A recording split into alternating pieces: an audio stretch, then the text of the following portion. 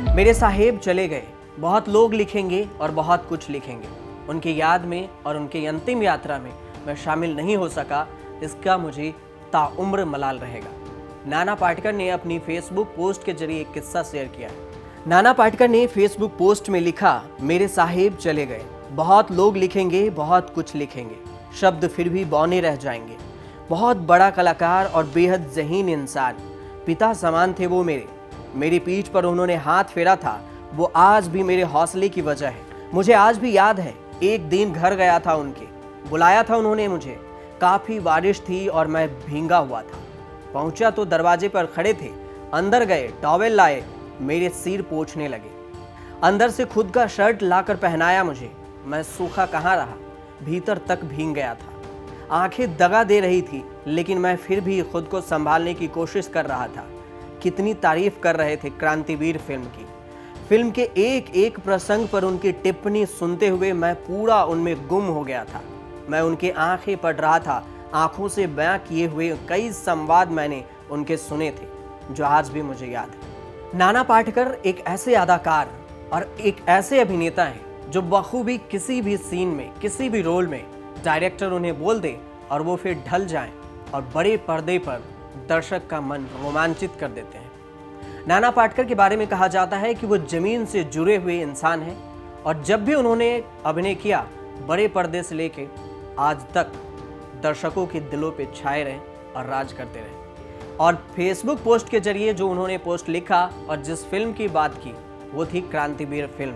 क्रांतिवीर film 1994 में आई थी। इसके डायरेक्टर मेहुल कुमार थे। मेहुल कुमार ने इस फिल्म को बखूबी एक एक सीन को अच्छे से फिल्माया था और उसके बाद इसके कई डायलॉग फेमस हुए थे और नाना पाटेकर ने ऐसे एक पर एक डायलॉग बोले कि हिट पर हिट होते गए।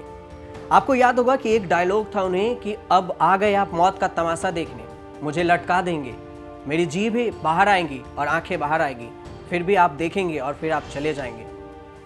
आपको याद है ये डायलॉग? जबरदस्त सीन था और जबरदस्त फिल्म।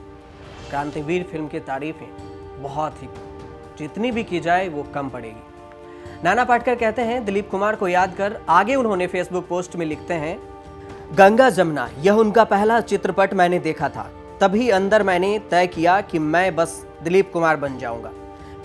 मेरी नज़र में कलाकार होना यानी दिलीप कुमार होना। मेरे तो जहन में भी नहीं आया था कि मैं कभी भी मिल भी पाऊंगा उनसे। लीडर की शूटिंग चल रही थी, इतनी भीड़ की कुछ दिखाई नहीं पड़ रहा था। मैं पीछे कहीं भीड़ का हिस्सा था। स्टेज से दिलीप कुमार ने जोर से पुकारा कि मुट्ठी ऐसे पकड़ो और हाथ में हवा में घुमा दो, बोलो मारो। सबने किया ऐसा, लेकिन मैंने जरा ज्यादा दम से किया। लीडर फिल्म देखते हुए उस भीड़ में आसमान में हाथ उछालते हुए मैंने अपने आप को ढूंढ रहा था, लेकिन पर्दे पर दो ही लोग दिख रहे थे, भीड़ और दिलीप कुमार। आज भी मैं अभिमान से कहता हूं कि मेरी पहली फिल्म लीडर है। कोई कपल 55 सालों तक एक दूसरे का साथ निभाए और फिर उनसे एक दुनिया से जुदा हो जाएं और हमेशा के लिए अलविदा कह जाएं, दूसरे के लिए यह कोई सदमा से कम नहीं होता। 7 जुलाई 2021 को सायरा बानो भी इसी दर्द से गुजर रही हैं, क्योंकि उनके साहब यानी दिलीप कुमार अब इस दुनिया में नहीं रहे। आप जानते हैं कि दिलीप कुमार के निधन के बाद सायरा के पहले शब्द क्या थे? दिलीप कुमार के निधन के बाद उनका इलाज करा रहे डॉक्टर से सायरा बानो ने सिर्फ इतना कहा, भगवान ने मेरे जीने का कारण छीन लिया, मुझसे मेरा वजूद छीन गया, साहब के बिना मैं कुछ भी नहीं कह सकती, प्लीज अभी दुआ करें।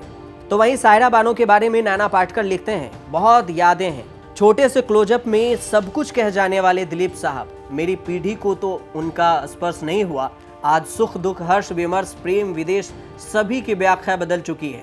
मैं उनका कौन था, फिर भी मैं असीम पीड़ा महसूस कर रहा हूँ। उनकी जीवन संगनी सायरा जी पर क्या बीत रही होगी इस वक्त? पत्नी होना उनका कब कहाँ खत्म हुआ था, रुक गया, किसने जाना था? कभी माँ, कभी बाप, भाई बहन, मित्र, इतनी भूमिका निभाती रही वो, और कितने बेहतरीन तरीके से अपने चेहरे की मुस्कान कभी ढलने नहीं दी उन्होंने। क्या याद करती होंगी अब? आंखों का क्या है, झरती है, बहती है, लेकिन मन का क्या? घर का एक कोना साहब का होगा, मैं तो कल परसों भूल जाऊंगा, वो कैसे सहेंगी? सायरा जी, मैं आपको झुककर प्रणाम करता हूँ। आपके जरिए मेरे भगवान तक मेरा भाव, मेरी श्रद्धा जरूर मुझसे पहुँचे, ऐसा मुझे यकीन है। बता दें कि दिलीप कुमार 30 जून से अस्पताल में भर्ती थे। उन्हें सांस लेने में तकलीफ थी उन्हें कई बार ब्लड ट्रांसफ्यूजन करवाना पड़ा, लेकिन आखिरी बार उन्हें ट्रांसफ्यूजन सफल नहीं हो पाया। 7 जुलाई को सुबह 7:30 बजे उन्होंने अंतिम सांसें ली। दिलीप कुमार ने 1966 में सायरा बानो से शादी की थी। वह उम्र में उनसे 22 साल छोटी थी। दिलीप कुमार के निधन के बाद सायरा बानो की आंखों से आंसू थम नहीं रहे। दिलीप साहब के जब अंतिम दर्शन के लिए कई सेलेब्स मुंबई में पाले हिल स्थित उनके घर पहुंचे तो सायरा अपना गम छुपा नहीं पाई और फूट फूट कर रोने लगी थी। दिलीप कुमार के जाने के 4 दिन बाद 11 जुलाई को नाना पाटेकर ने फेसबुक पोस्ट के जरिए अपना दर्द बयां किया और उन्होंने बताया कि दिलीप कुमार उनके लिए कितना अहम थे। नाना पाटेकर ने कई किस्से शेयर किए जिसे फेसबुक पोस्ट पर देखा जा सकता है, लेकिन उनकी अदायगी को कभी भूला नहीं जा सकता। हाँ, ये भी है कि दिलीप कुमार हमेशा सबके दिलों में राज करते रहेंगे और उन्हें याद रखा जाएगा। उनके कई किस्से हैं। दूसरा किस्सा नसरुद्दीन शाह ने भी शेयर किया है और वो लिखते हैं, नसरुद्दीन शाह उनके बारे में कहते हैं कि जब वो एक्टर बनने के लिए दिलीप कुमार के पास गए और बोले थे कि मैं भी एक्टर बनना चाहता हूँ, तो दिलीप कुमार ने उन्हें जवाब दिया था कि अच्छे और बड़े घर के लोग एक्टर बनना नहीं चाहते, आप जाइए और पढ़िए। हालांकि नसरुद्दीन शाह ने दिलीप कुमार की बात ना मानी और उन्होंने एक बड़े इंडस्ट्री में कदम रखा और फिर इंडस्ट्री के दिग्गज कलाकार बन गए। इत्तफाकन उन्होंने एक साथ, दिलीप कुमार और नसरुद्दीन शाह ने एक साथ काम भी किया और वो फिल्म थी कर्मा। कर्मा फिल्म, वो फिल्म जो सबसे ज्यादा हिट हुई और आज सबके दिलो जान पर एक गाना होता है, जब भी देशभक्ति का नाम आता है तो दिल दिया है जान भी देंगे ऐ वतन तेरे लिए।